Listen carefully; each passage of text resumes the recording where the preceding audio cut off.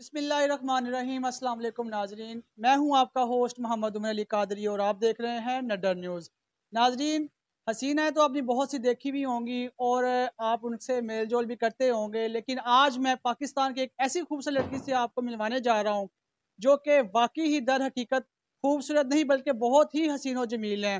آئیے ان کی طرف چلتے ہیں اور ان سے گفتگو کرتے ہیں کہ ان کا اپنی اس خوبصورتی کے بارے میں کیا کہنا ہے اور انہوں نے اپنی اس خوبصورتی کو آگے لانے کے لیے کیا کیا محنت کی ہے۔ آئیے ان کی طرف چلتے ہیں اور ان سے پوچھتے ہیں کہ وہ اس بارے میں کیا کہیں گے۔ السلام علیکم جی وعلیکم السلام۔ میڈم، کیسی ہیں؟ میں ٹھیک، آپ کیسے ہیں؟ بہت شکریہ، میں بہت اللہ کا شکر ٹھیک ہوں۔ آپ مجھے یہ بتائیے کہ آپ نے مس پاکستان کا جو ایوارڈ جیتا ہے، اس کے لیے اس حوالے سے آپ نے کس قسم کی اسٹرگل آپ کو کرنے کو پڑی؟ جی سر، ڈیفینیٹلی بہت زیادہ اسٹرگل مجھے کرنی پڑی تھی، لیکن اتنی زیادہ بھی نہیں کرنی پڑی۔ میرے کچھ جو ہیں وہ راؤنڈز ہوئے تھے، کچھ فارم تھے، کچھ ریکوائرمنٹس تھی جو میں نے فل کی۔ اس کے علاوہ میری پرسنالٹی ٹیسٹ ہوا، میرا انٹیلیجنٹ ٹیسٹ ہوا، یہ سب چیزیں میں نے فیس کی۔ اس کے بعد جا کے انٹرنیشنل ججز نے ڈیسائیڈ کیا کہ اس کو مس پاکستان بنانا ہے۔ بہت خوب، یہ تو ایک بہت ہی اچھی چیز ہے اور آپ نے ایک ملک پاکستان کا نام بھی روشن کیا اور اس کو جو ہے نا پوری دنیا میں آپ نے اس کا بول بالا کیا۔ یہ ہمارے لیے باعث فخر کی بات ہے۔ میڈم، اس کے ساتھ ساتھ ہمیں یہ بھی پتہ چلا کہ آپ ایک ڈاکٹر ہیں اور آپ یہ دونوں چیزوں کو کیسے کور اپ کرتی ہیں؟ سر، میں یہ سمجھتی ہوں کہ ایز اے ڈاکٹر تو میں اپنے پیشنٹس کے لیے لائف سیور ہوں۔ ایز اے مس پاکستان میں سوسائٹی کے لیے رول ماڈل بننا چاہتی تھی کہ پاکستانی لڑکیاں کسی بھی چیز میں کسی سے کم نہیں ہیں، بے شک وہ بیوٹی پیجنٹ ہیں یا پاکستان کا کوئی بھی ڈپارٹمنٹ ہے۔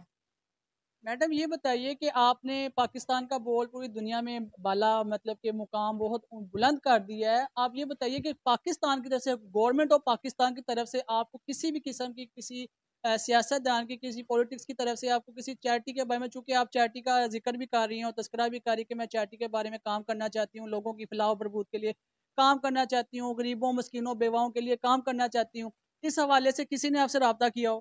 نہیں، ابھی تک تو نہیں کیا، بلکہ میں ساروں کو یہ اپیل کروں گی کہ میرے اس کاز میں سب آئیں تاکہ ہم مل کے ان لوگوں کی مدد کر سکیں جو کہ بے سہارا لوگ ہیں۔ اس وقت آپ کو جو ہے نا پوری دنیا بھی دیکھ رہی ہے اور نڈر میڈیا آپ کو ریپرزینٹ کر رہی ہے۔ آپ نڈر میڈیا ایسوسی ایشن کی نیوز کی جانب سے اپنے ہمارے گورنمنٹ آف پاکستان کے جتنے بھی ہمارے پولیٹکس آفیسر ہیں ان کو آپ کوئی میسیج دیں تاکہ وہ شاید کسی کے دل میں آپ کی طرف سے کوئی امنگ جاگ جائے۔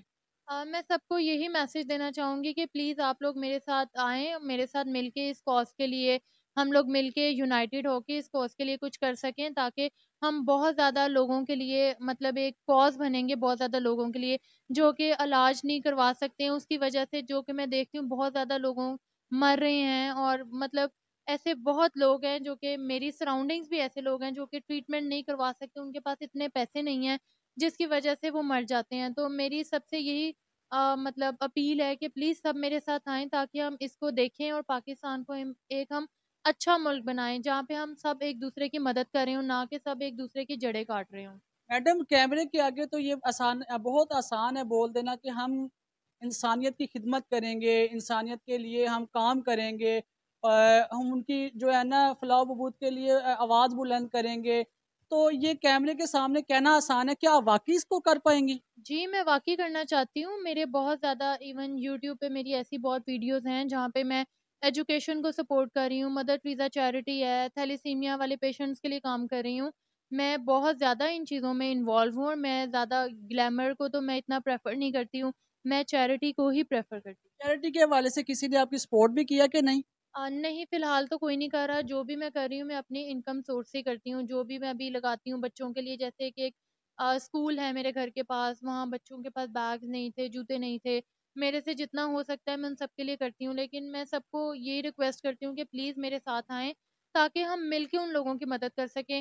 اگر اپنا گھر فل ہے تو دیٹ ڈزنٹ مین کہ آپ دوسرے کو ویسے ہی رہنے دو، تو دوسروں کی بھی مدد کرنی چاہیے، دوسروں کے گھروں کو بھی بھرنا چاہیے۔ میڈم، ویلفیئر کی بات ہو رہی ہے آپ سے، میں آپ سے ایک ایشو ہے جو پاکستان میں بہت زیادہ جو ہے کریٹ ہے اور اس پر بہت بحث و مباحثہ بھی ہو رہا ہے اور ہوتا رہے گا۔ وہ بحث و مباحثہ یہ ہے کہ خواتین جو مظلوم ہیں، جن پر ظلم و زیادتی کی جاتی ہے، جو نان ایجوکیٹڈ ہیں، جن کو شعور نہیں ہے، جو بے سہارا ہیں، ان کے حوالے سے کوئی آپ کے مائنڈ میں کوئی اصلاح ہے؟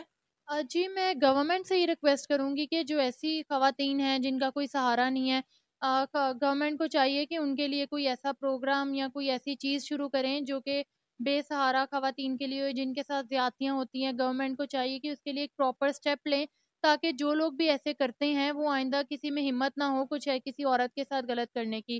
اب جیسا کہ ہم دیکھتے ہیں کہ ہماری جو باہر کے ملک ہے وہاں پہ آدھی رات بھی عورتیں بے ڈر وہ باہر پھر رہی ہوتی ہیں، اور پاکستان میں 9 ہی بجتے ہیں تو گھر سے کالز آتی ہیں گھر آ جاؤ یہ۔